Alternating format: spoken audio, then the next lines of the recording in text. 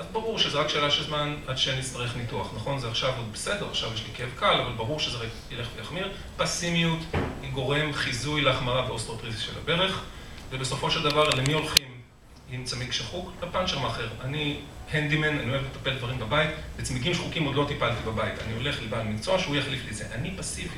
דוקטור, טפל לי בברך. לא, לא, לא, אדוני, אתה צריך לקחת את עצמך אחריות. אין זה אחריות. אין לי סחוס בברך, מה האחריות? טפל לי בסחוס, בבקשה. אבל זה לא מסתדר עם העובדות שאנחנו יודעים.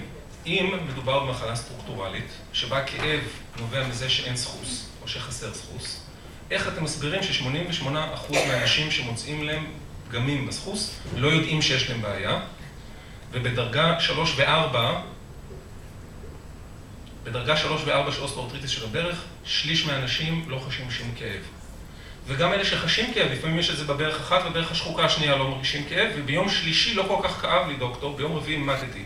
מה זאת אומרת, שביום שלישי צמח לך הסחוס בחזרה? לא, לא, לא. כמות הסחוס, אנחנו יודעים, לא קשורה לכאב, ואנחנו יודעים שעם הזמן זאת לא מחלה שהולכת ומחמירה. האמירה שאוסטאופורוסיס זה מחלה פרוגרסיבית, אין לה שום בסיס מחקרי. נעשו 3 מחקרים בהיסטוריה על פרוגרסיה של אוסטאופורוסיס של הברך מבחינת כאב ופונקציה, לא מבחינת צילום. אחד אמר שזו מחלה שהולכת ומשתפרת עם הזמן, אחד אמר שזו מחלה שנשארת אותו דבר, והשלישי אמר שזו מחלה הולכת ומחמירה.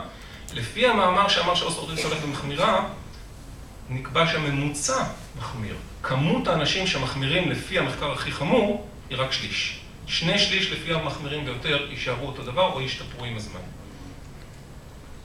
קיבלתי הצגת חימום טובה מאוד. אנחנו יודעים שכשאנחנו מדברים על אוסטאופורוסיס, אנחנו מדברים על מחלה שיש בה רכיבים נוירולוגיים, יש בה רכיבים דלקתיים, יש כאן סנסטיזציה פריפרית מרכזית, יש כאן מודולציה, יש עיבוד מוחי של הכאב, ודרך אגב, עיבוד המוחי של כאב באוסטאופורוסיס של הברך, הוא נמצא באזור הרגשי.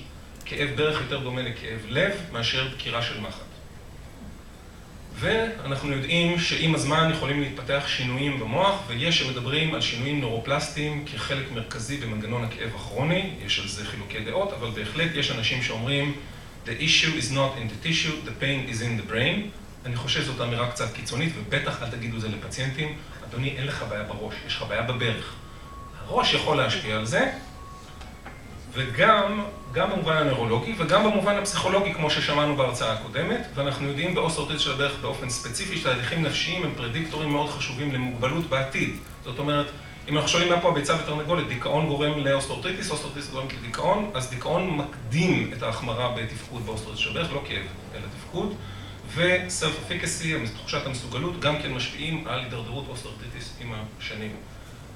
המודל הכי מקובל שיש לנו היום לכאב כרוני הוא המודל הזה.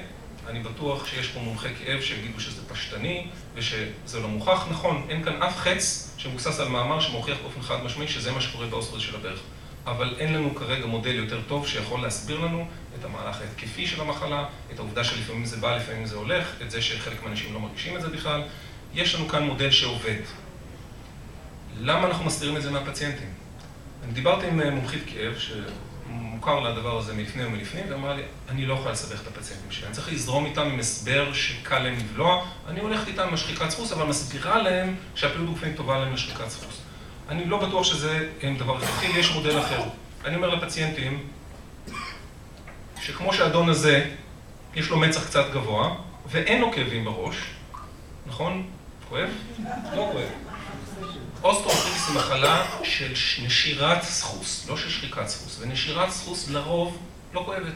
אבל אם אני בא למישהו שיש לו שיער ותולש לו חתיכה גדולה של שיער, תיווצר במקום תגובה דלקתית, יהיו שינויים בדרך שמערכת העצבים עובדת, ואז מרגישות יתר של מערכת העצבים, המיקרופונים הקטנים שיש לך בתוך הברך, יופעלו בפול ווליום, ואתה לא תרגיש עצם מתחככת בעצם.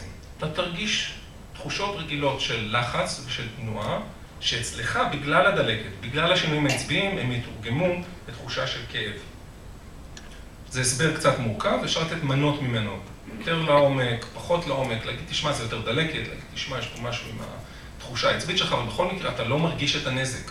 ולכן אפשר לשחק טניס, ויש לי פציינט כזה, בן 83, 3 פעמים בשבוע משחק טניס, 0 סחוס בשתי הברכיים. זו תופעה מאוד נפוצה. למה אנחנו כולם מרימים גבות כשאנחנו רואים את ה-painless אוסטאופורוסיס?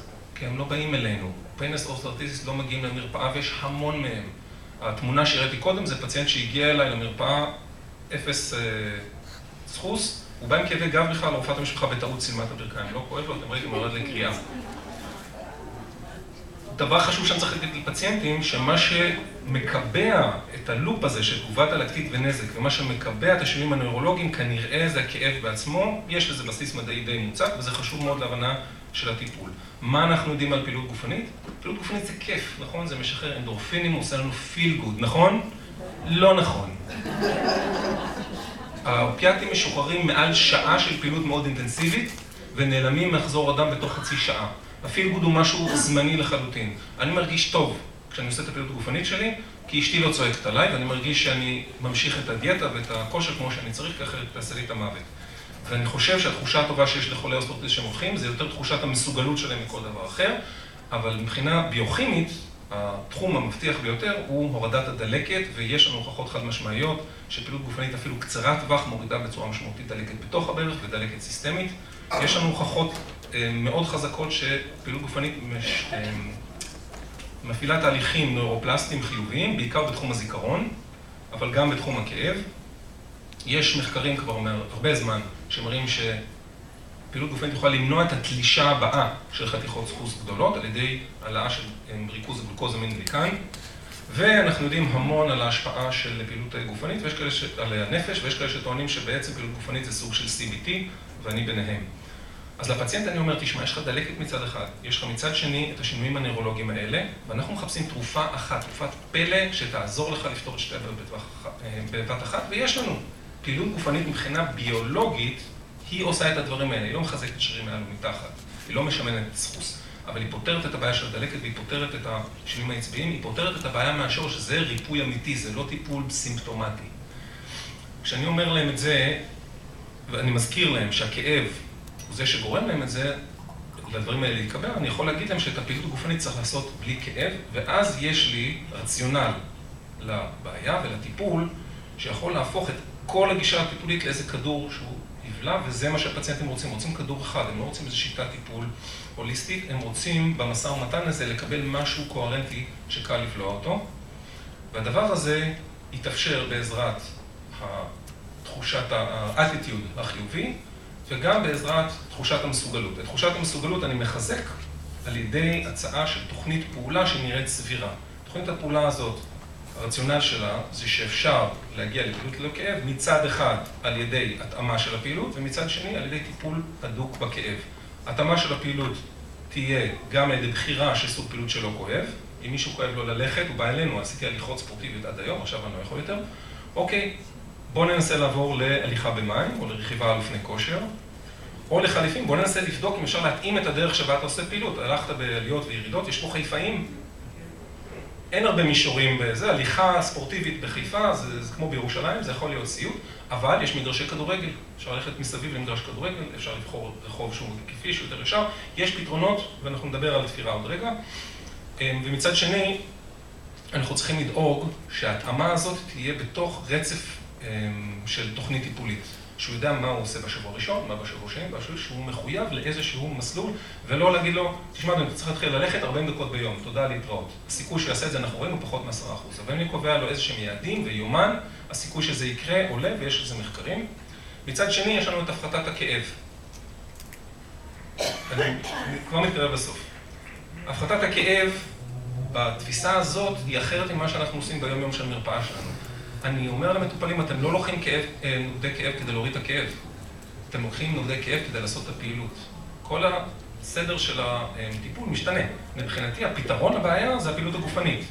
הפחתת הכאב זה כדי שאני אוכל לעשות את הפעילות הגופנית, ואז פתאום האדהירנס לטיפול עולה. אני יכול להציע להם טיפול נגד כאב שהוא לא תרופתי. יש הרבה דברים שעוזרים מאוד לכאב, והם נמצאים בגיידליינס, שאיכשהו אנחנו לא מכניסים אותם לפרקטיקה, שם זה קצת הסבר, ופה אני פונה לפיזיותרפיסטים. אלה דברים שאתם צריכים להדגיש יותר כטיפול עצמי. יש את התרופות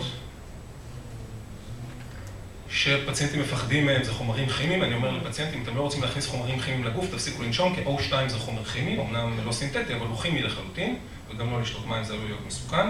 אבל תרופות אנחנו מודדים בתופעות הלוואי שלהם, ואנחנו הולכים בתרופות עם פחות תופעות לוואי, ולתקופות קצרות, דע אדוני, שאם אתה לוקח NSAIDs שיכול להיות מסוכן לאנשים עם לחץ דם לא